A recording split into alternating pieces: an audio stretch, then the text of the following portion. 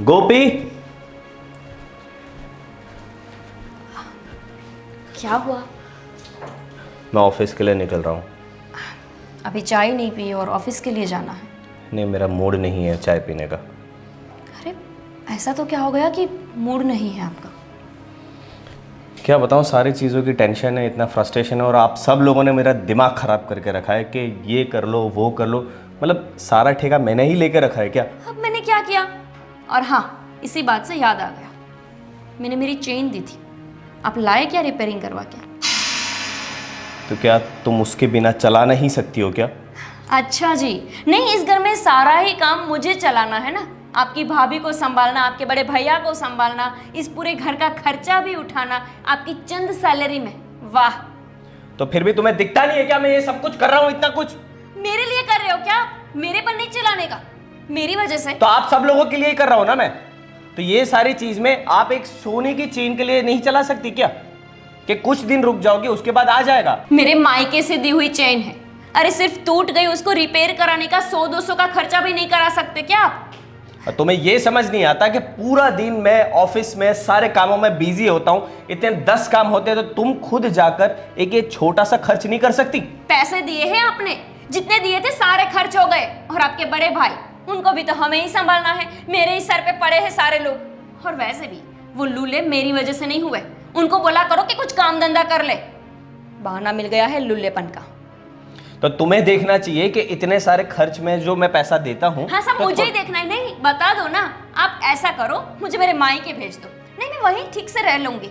वैसे भी बस यही हो गई ना बात, जिम्मेदारी से पीछे भागने की। और आप कौन सी बड़ी अपनी जिम्मेदारी निभा रहे बताएंगे? नहीं, मेरे को एक भी चीज लेनी होती है ना तो आपका झगड़ा शुरू हो जाता है। अरे कपड़े लेकर देने का नहीं कह रही हूँ, मेरी सोने की चेन सिर्फ रिपेयर करके देने की बात करें, वो भी 200 रुपए का खर्च करवा के। लेकिन नहीं, अब 200 रुपये भी नहीं है मेरे लिए। तो तुम्हें इतना कुछ दिया है वो कम पड़ता है क्या आज तक? क्या दे दिया आपने मुझे? ना जरा बताइए ना। 1 साल हो गया, आप एक मुझे फिल्म देखने के लिए भी लेकर नहीं गए। अरे छोड़ो, खाना खाने के लिए बोलती हूँ बाहर जाके, हमारे पास पैसे नहीं है, अभी हमारे घर में ये है वो है, सब मेरी वजह से है क्या?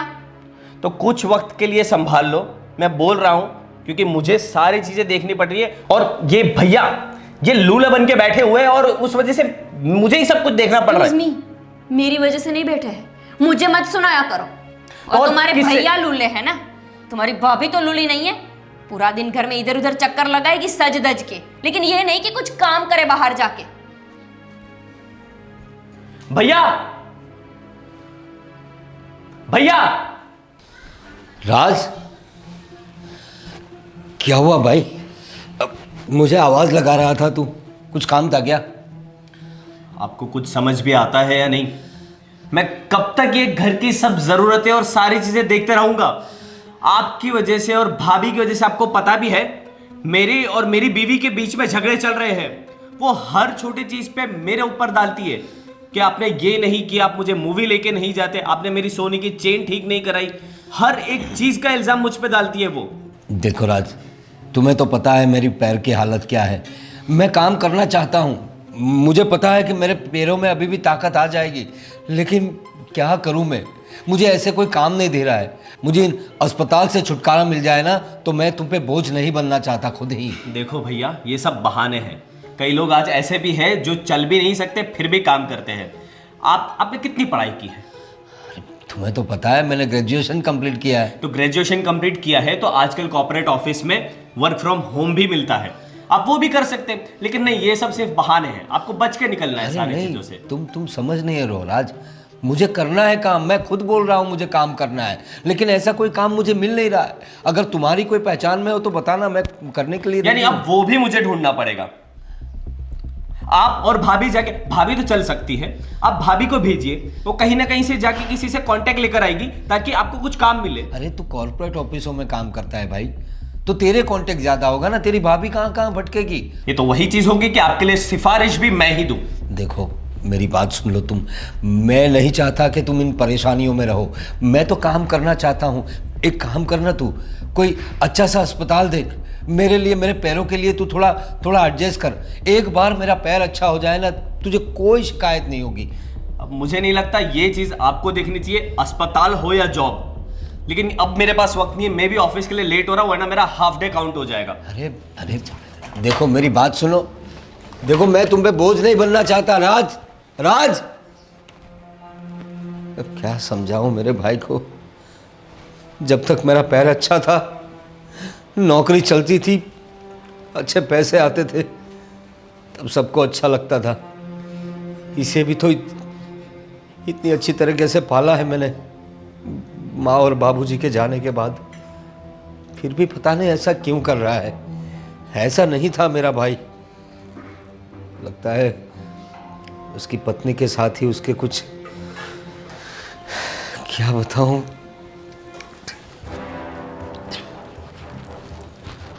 अच्छा, हमारी चाय बन गई क्या? हाँ जी हाँ, चाय भी बन गई, देखो ना, ये लो, ये खाइए ना आप, खाइए खाइए। मैंने चाय के लिए पूछा, तुम्हारे भैया कब से सुबह से तैयार होके बैठे हैं, पेपर पढ़ रहे हैं, उन्हें चाय चाहिए। सही बात है, हमें तो चाय बना के आपके हाथों में देनी चाहिए। लीजिए भाभी, चाय पिए, नाश्ता कीजिए, खाना खा लीजिए, इसीलिए आई हूँ ना मैं यहाँ पे शादी करके। एक काम करो, तुम चीनी का डब्बा दे दो मुझे, मैं खुद चाय बना लेती हूँ। वो तो मैं भूल ही गई कि मुझे चीनी का डब्बा देना पड़ेगा, तब जाके चाय बनेगी। चीनी नहीं है घर में, मैंने भी चाय नहीं पी। तो ले आती ना, देवर जी ने पैसे तो दिए होंगे ना तुमको। हाँ जी हाँ भाभी जी, आपके देवर जी तो खूब कमाते हैं, और कितनी सैलरी है, देखो ना, लाख रुपया उनकी सैलरी है। कमा कर मुझे दे देंगे, फिर मैं आपको दे दूंगी, आप चीनी ले आना। तुम कैसी बातें कर रही हो? थोड़ी सी शर्म है आपके अंदर? नहीं मतलब बताइए ना कि हम लोगों की गलती क्या है। आप हमारे भाभी जी हैं, वो हमारे बड़े भैया है, यही गलती है ना हमारी। अरे जाते क्यों नहीं आप लोग छोड़ के? अरे कोई नौकरी कर लो, काम धंधा कर लो यार। तुम ऐसे नाराज क्यों हो रही हो, चिढ़ कैसे रही हो? सब कुछ तो इन्होंने ही संभाला हुआ था ना अब तक, अब इनकी तबीयत ऐसी हो गई। सुना भी दिया, अब तक संभाला हुआ था। 12 महीने हो गए हैं भाभी जी, आपके पतिदेव घर पे विराजमान है, कहीं बाहर नहीं जा रहे, कुछ कमा नहीं रहे, लेकिन आप तो एकदम सही सलामत है ना। सज धज के तो वैसे बहुत घूमती है, थोड़ा सा काम धंधा भी ढूंढ लीजिए जाकर। ठीक है, तुम नाराज मत हो, मैं देखती हूँ कुछ। क्या नहीं, क्या देखते हैं? जाके हमारी अलमारी चेक करेंगे, अंदर कुछ पैसे पड़े होंगे तो ले लेंगे, और फिर चीनी लेकर आएंगे और बड़े भाई की इच्छा पूरी करेंगे। तुम कैसी बातें कर रही हो, क्या हो गया है तुम्हें आज? मुझे ये हो गया है कि मेरा दिमाग फट रहा है अभी। आप लोगों की वजह से हम दोनों में झगड़ा हो रहे हैं, आपको पता भी है क्या? थक जाते हैं वो बेचारे, सुबह से जाते हैं, शाम तक काम करते रहते हैं। किसकी वजह से? सिर्फ आप लोगों की वजह से। ओवर टाइम करना पड़ रहा है उनको, लेकिन नहीं, इस घर में किसी को किसी की पड़ी ही नहीं, सबको अपना ही स्वार्थ दिखता है ना। और वैसे भी भैया लूले हुए हैं, मर नहीं गए हैं कि कमा भी नहीं सकते। अरे लूले लोगों को भी काम मिल जाता है, लेकिन करना हो तो ना। अब जाइए, मेरा मुंह देख के क्या खड़े हैं यहाँ पे?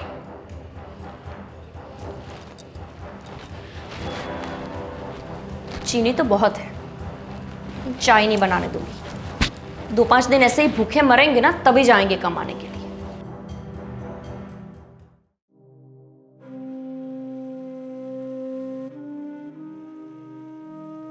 क्या हुआ? आप बहुत परेशान लग रहे हैं। मुझे ऊपर चिल्लाने की भी आवाज़ आ रही थी। क्या बताऊं तुम्हें, परेशानी तो है। अब मेरे भाई पे बोझ बन गए हम लोग। सही कह रहे हैं आप। आज सुबह भी गोपी कुछ ऐसे ही अनशन बक रही थी, पता नहीं उसे भी क्या हो गया है। नई नई शादी हुई थी तब तो दीदी दीदी करती रहती थी। तब पैसे देता था ना, मैं पैसे देता था घर में। तुझे पता है, माँ और बाबूजी के जाने के बाद मैंने राज को किस तरह संभाला है। मैंने कभी उसे माँ बाप की कमी महसूस नहीं होने दी। उसे जो चाहिए सब लाके दिया, उसकी पढ़ाई पूरी करवाई, जॉब वॉब लगवाई, सब करवाया। और आज जब मेरे पैर ने मुझे धोखा दे दिया, कंपनी ने मुझे जॉब से निकाल दिया, पैसे के लाले पड़ गए, तो मेरा भाई मेरे से ऐसा बर्ताव कर रहा है और बोल रहा है कि तुम्हें बाहर भेजे काम ढूंढने के लिए। मुझे ये उम्मीद नहीं थी राज से। क्या फ़ायदा इतना सब कुछ कर कर। सब कुछ बदलते देर नहीं लगती। बस 1 साल की ही तो बात है, कितनी खुशियाँ थी इस घर में। अब पता नहीं किसकी नज़र लग गई इस घर को। माँ बाबूजी के जाने के बाद तो समझ ही नहीं आता हम क्या करें। और गोपी बहू के साथ क्या दिक्कत हुई तुम्हारी? अरे कुछ नहीं, वो तो छोटी सी बात थी बस। चीनी को लेकर थोड़ी सी नोकझोंक हो गई थी, वो तो देख लेंगे। मैं क्या बोल रही हूँ, एक काम करो ना, देवर जी तो छोटे हैं, आप बड़े हो, आप समझदार हो, आप उनकी ऑफिस में जाके कोशिश करिए ना। अगर कुछ छोटा मोटा काम मिल जाए तो उनकी पहचान भी है। देखो, काम तो मैं करना चाहता हूँ और मुझे पता है इस पैर के अलावा मेरा पूरा शरीर अच्छे से काम कर रहा है, लेकिन जब मैं चलता हूँ तो पता चलता है कि इसको कुछ कमज़ोरी है। इसीलिए लोग मुझे काम देने से कतराते हैं। उनको लगता है कि मैं कुछ एनर्जी से काम नहीं कर पाऊँगा, लेकिन ऐसा नहीं है, मुझे काम करना है। और तुम राज की ऑफिस में जाने की बात कर रही हो, वो तो मुझसे ऐसे बिहेव करके गया, मुझे नहीं लगता वो मेरे लिए कोई काम ढूंढ पाएगा। कोई बात नहीं, आप बड़े हैं, समझदार हैं, उसके ऊपर भी तो कितनी टेंशन है। थोड़ी सी नोकझोंक हो गई होगी मियाँ बीबी में, तो आपके ऊपर गुस्सा उतार दिया। आप थोड़ा समझदार बनिए और कोशिश तो करिए उससे बात करने की, शायद वो समझ सके। और मैं चीनी लेकर आई हूँ, तो मैं आपके लिए चाय बना देती हूँ। ठीक है, मैं जाने की तैयारी करता हूँ। मैं थोड़ी सी चीनी लेकर आई हूँ उधार, चाय बना देती हूँ, आप तब तक तैयार हो जाइए। ठीक है। ठीक है। सही कहा शीतल ने, राज की ऑफिस में ही जाता हूँ। अगर वो बोल रहा है सब बोझ मेरे कंधे पर आ गया है, तो उसका बोझ हल्का करने के लिए उसे ही बोलता हूँ, वहीं कुछ काम ढूंढ दे मुझे।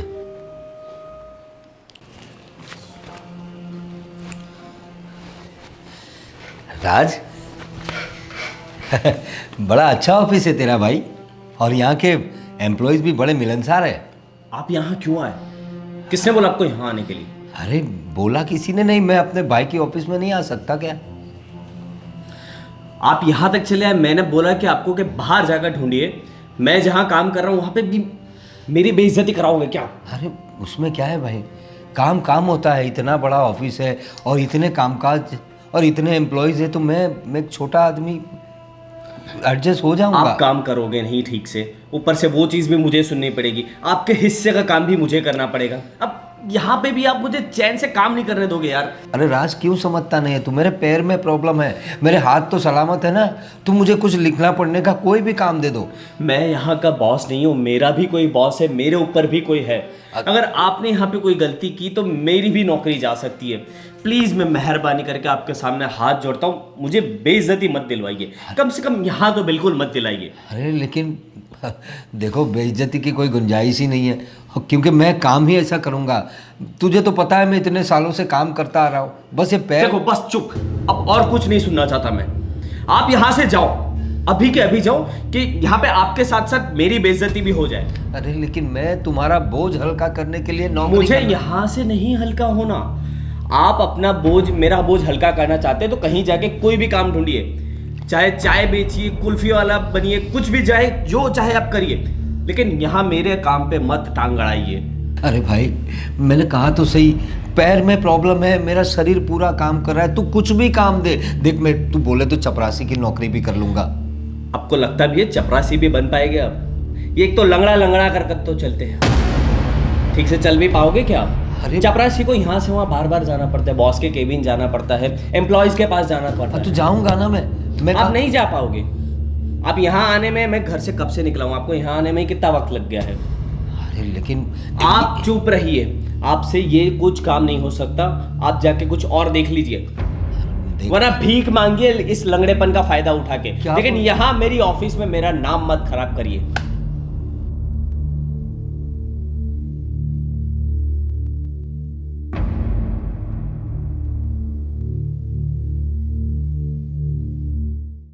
मेकअप का सारा सामान खत्म होने को आया। गोभी, मेरे लिए एक कप चाय बना दो। क्या ऑर्डर तो ऐसे कर रहे हो जैसे घरवाली को नहीं नौकरानी को बोल रहे हैं। मैं तुम्हारा पति हूँ, तमीज से बात करो मुझसे। अच्छा वो बता दिया कि आप मेरे पति हैं, मैं तो भूल गई थी। हरकत ही ऐसी करते हैं ना कि कोई याद ही नहीं रख पाए। बाय द वे, मेरा चेन कहाँ है? एक तो ऑफिस में भैया ने आके दिमाग का दही किया था, वहां पे इज्जत के कचरे कर दिए, और अभी तुम यहाँ पे ये चेन की बात को लेकर बैठी हो। यार तुम्हें पहले ही बोला था कि खुद जाकर करवा लो, मुझे घर के भी काम है, ऑफिस के भी काम देखने, तो मैं क्या क्या देखूं यार। पहले से मैंने बोला है कि मेरे पास पैसे नहीं हैं। अगर होते तो आपके साथ ये सब नहीं करती, कब से ले आती मैं जाकर। और वैसे भी भैया क्यों आए थे वहां पे? भैया वहां पे जॉब लेने के लिए आए थे कि मैं उनकी कोई जॉब लगवा दूं वहां पे। उस लंगड़े के अंदर इतनी अकल नहीं है कि वहां पे मैं उसे जॉब दिला सकता हूं। और आपने क्या किया? बढ़िया से अपने भैया को वापस भेज दिया होगा। एक थप्पड़ लगाना चाहिए। पता नहीं दिमाग का दही कर दिया इस आदमी ने। अरे उनको समझ नहीं आती है क्या कि उनके पास इतनी औकात नहीं है कि वो आपकी कंपनी में लग सके। वहां पर क्यों आए थे? अगर वो जॉब भी चली गई तो फिर कौन देगा ये सैलरी? मुझे तो यही समझ नहीं आता कि इस लंगड़े का मैं करूं क्या। इसकी वजह से मेरा जीना हराम हो गया है। काश ये लंगड़ा होने के बजाय ये मर ही गया होता ना, तो मेरी जिंदगी में सुकून होता, हम चैन सुकून से रह पाते। और मैंने शादी नहीं की होती तो चैन सुकून से जी पाती। अब तुम मुझ पे क्यों ब्लेम कर रहे हो ये इन सारी बातों का? अरे तुम्हारे भैया है, मेरे थोड़ी। अगर मेरे भैया लंगड़े हो जाते और यहाँ पर आते तो क्या तुम रखते उसको? नहीं, एक दिन भी नहीं। और मैं इनको 12 महीने से झेल रही हूँ। एक तुम्हारे बड़े भैया और तुम्हारी बड़ी भाभी, दिमाग खराब करके रखा है। सच में दोनों ने दिमाग खराब करके रखा है। अब सीधी सी बात सुन लीजिए, या तो इन लोगों को घर से निकालिए या फिर मुझे निकाल दीजिए। मैं नहीं बर्दाश्त कर पाऊंगी आगे, बहुत हो गया इन लोगों का। नहीं गोपी, आई एम सॉरी। मैंने अब तक सारी तुम्हारे लिए चीज़ें जो करनी चाहिए थी वो नहीं कर पाया इन लोगों के बोझ की वजह से। लेकिन हमें जल्द से जल्द कुछ करना चाहिए और इन लोगों को यहाँ से बाहर फेंकना चाहिए। कब? मेरे जाने के बाद? नहीं, 12 महीने से तो इनको झेल रही हूँ। मुझे भी अच्छा नहीं लगता आपके साथ ये झगड़े करना। लेकिन आप ही सोचो, आपकी एक तो 25,000 सैलरी है, उसमें हम 4 लोग पल रहे हैं, और वो भी सिर्फ किसकी वजह से? आपके बड़े भैया की वजह से। अगर वो कुछ काम कर लेते तो मैं भी लड़ाई नहीं करती। मैं तुमसे वादा करता हूँ, मैं जल्द से जल्द कुछ रास्ता निकालता हूँ इस चीज़ का, और इन लोगों को घर के बाहर धकेलता हूँ। 3 दिन है आपके पास, कोई ना कोई रास्ता निकाल दीजिए।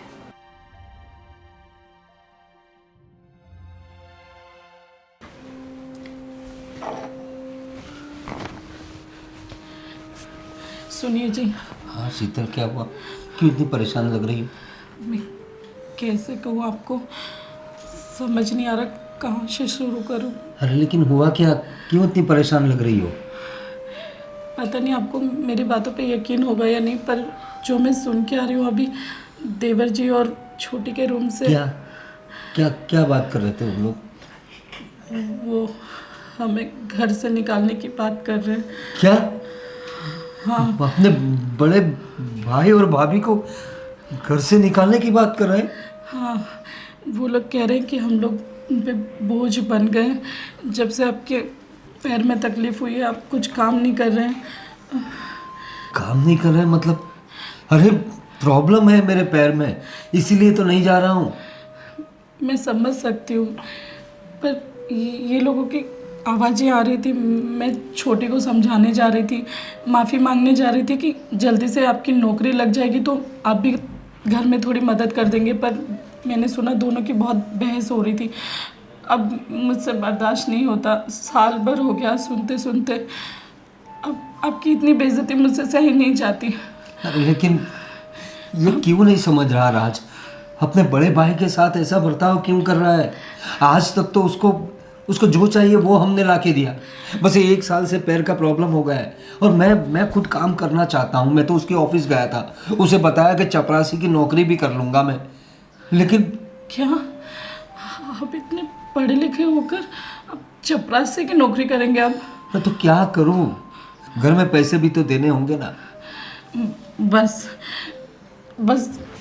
अब नहीं, हम किसी अनाथ आश्रम में चले जाएंगे। क्या बात कर रही हो तुम? हाँ, अब चपरासी की नौकरी करें ये मुझे गवारा नहीं। मैं भले ज़्यादा पढ़ी लिखी नहीं हूँ, पर मुझे सिलाई कढ़ाई आती है, मैं कुछ भी कर लूँगी। अरे लेकिन रहेंगे कहाँ, कैसी बात कर रही है तू कहीं शीतल? भी रह लेंगे, छोटी मोटी कोई भी नौकरी कर लेंगे। नहीं कुछ हुआ, कुछ मदद नहीं मिली तो हम मेरे मैके चले जाएंगे, पर यहाँ नहीं रहेंगे। तो देखो वहाँ जाके भी तो बोझ ही बन जाएंगे ना शीतल। नहीं, हम कुछ भी करेंगे, अब इतनी बेइज्जती सहन नहीं होती। उन दोनों को पहले से ही हंसते खेलते हुए देखा हमने, अब उनको तकलीफ मत दीजिए। चलिए यहाँ से, हम चुपचाप यहाँ से निकल जाएंगे, उनको बताने की भी ज़रूरत नहीं है। ठीक है शीतल, जब तुम इतना कह रही हो तो मैं भी अपना आत्मसम्मान बचाए रखने के लिए यहाँ से निकल जाना ही मुनासिब मान रहा हूँ। चलो, इस घर में रहना हमारे लिए ठीक नहीं है। चलो।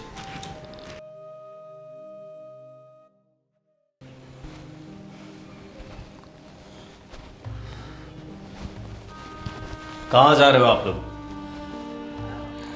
हम लोग तुम पे बोझ नहीं बनना चाहते, इसलिए घर छोड़ के जा रहे हैं। बड़ा ही सही फैसला लिया आपने, लेकिन कहीं भी जाके मेरी इज्जत की धज्जियां मत उड़ाना आप दोनों। शर्म नहीं आती तुम्हें अपने बड़े भाई से ऐसी बात करते हुए? बड़े भाई ने कुछ बड़े भाई की तरह कहलाने के लिए लायक रखा है? राज, तुम्हें पता नहीं है, बचपन से लेकर आज तक तुम्हें किस तरह से पाला है। माँ और बाबूजी के जाने के बाद मैं ही तुम्हारा माँ बाप था और मैंने ही तुम्हें पढ़ाया लिखाया। तो आपने एहसान नहीं किया इस चीजों का, तो मैंने भी वो एहसान पूरा किया है। आपने अपना फर्ज निभाया, मैंने भी अपना फर्ज निभाया। अब आप अपनी जिंदगी में खुश रहो, दुखी रहो, ये सब आपका लुकआउट है, मेरा नहीं। हम वही कह रहे हैं, तुम्हें हम बोझ लग रहे हैं ना, तो हम कहीं भी जाए, कुछ भी करे, मर जाए जिंदा रहे, कुछ भी हो, तो तुम्हें ये कहने की जरूरत नहीं कि कहीं जाके तुम्हारी इज्जत की धज्जियां ना उड़ाए। हम क्या करेंगे क्या नहीं बस करेंगे। अभी ज्यादा बातें बनाने से कोई मतलब नहीं है। आप लोग ने अपना रास्ता तय किया है तो चुपचाप यहाँ से निकल जाइए। ठीक है भाई, इसी में भलाई है। ठीक है भाई, हम तो निकल रहे हैं, लेकिन एक बात याद रखना और ध्यान रखना, ऊपर वाले की लाठी में आवाज नहीं होती। कहीं ऐसा ना हो कि तुम्हारी आने वाली संतान भी तुम्हारी तरह ही निकले। और जिस तरह से तुमने हमें बेइज्जत करके इस घर से निकाला है ना, कहीं तुम्हारे बच्चे भी तुम्हारे साथ ऐसा बिहेव ना करे। कहीं भगवान तुम्हें ऐसे बच्चे ना दे जो तुम्हें पूछे ही ना। और इससे पहले मेरा हाथ उठ जाए, आप अपने पति को लेकर यहाँ से निकल जाइए। बस करिए, दफा हो जाओ यहाँ से। इन्हें तो शर्म नहीं, हमें तो रखनी पड़ेगी ना। चलिए, जब जाना ही है तो झगड़ा क्यों करना। दिखाएगा, ऊपर वाला तुम्हें सब दिखाएगा।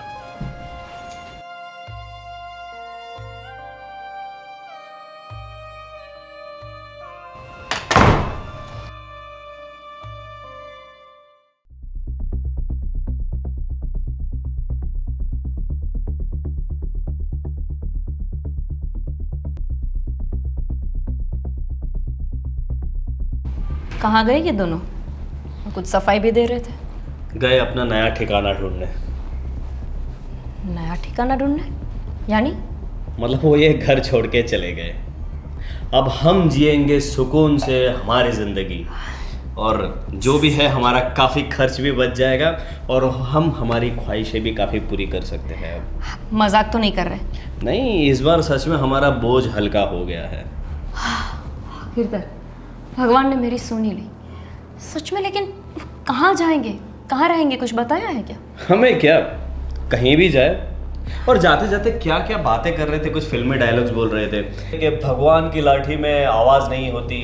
अरे उनका तो हमेशा यही है, बस कुछ ना कुछ सुनाते रहेंगे। और खास करके उनकी वो मेलोड्रामा बीवी, वो तो जब देखो तब आके रोती रहती थी।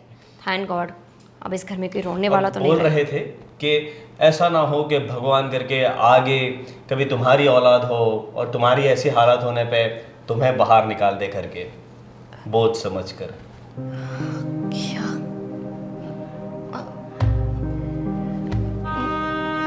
लेकिन तुम इतना क्यों घबरा रही हो? नहीं वो तो सिर्फ ऐसे ही बोल रहे थे ना, उनके बोलने से थोड़ी ना कुछ होता है।